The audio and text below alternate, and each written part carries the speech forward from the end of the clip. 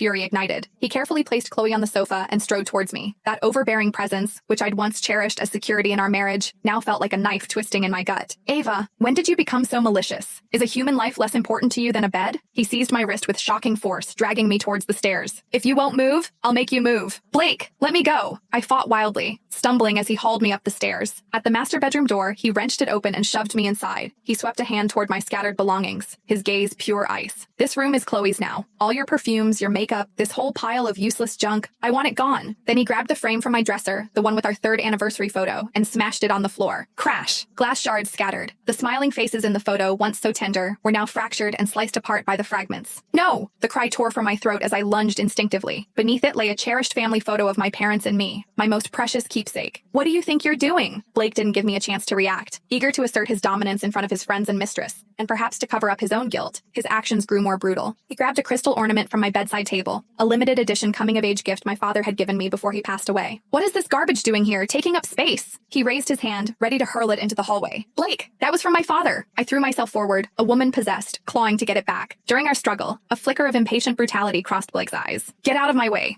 Don't push your luck. He swung his arm, shoving me hard. Wearing high heels, my balance was already precarious. I lost control, falling backward. A searing pain exploded in my lower back as I slammed into the sharp corner of a wooden dresser, and my vision blurred. But what I couldn't avoid was the shattered glass on the floor. My hand slammed onto the fragments. Ah, dash! Blood instantly gushed out, staining the expensive hand-knotted rug and soaking the shattered family photo. Pain. Excruciating pain. I slumped to the floor, clutching my bleeding hand, my face ashen as I stared at the man I had loved for 7 years. Blake's eyes visibly flashed with alarm when he saw the blood, but he quickly straightened his back, looking down at me, his voice devoid of guilt, instead filled with blame. You brought this on yourself by trying to grab it. Whose fault is that but your own? Ava, look at you, acting like some kind of raging lunatic. Where's your elegant upbringing? No wonder you can't keep a man. Chloe heard the commotion downstairs and leaned over the stairwell. She covered her mouth, her face a mask of feigned terror. My God, so much blood. Blake, is Ava hurting herself just to manipulate you? How pathetic. Her words extinguished the last trace of hesitation in Blake's eyes. He stepped over my bleeding hand as if it were a piece of trash on the floor.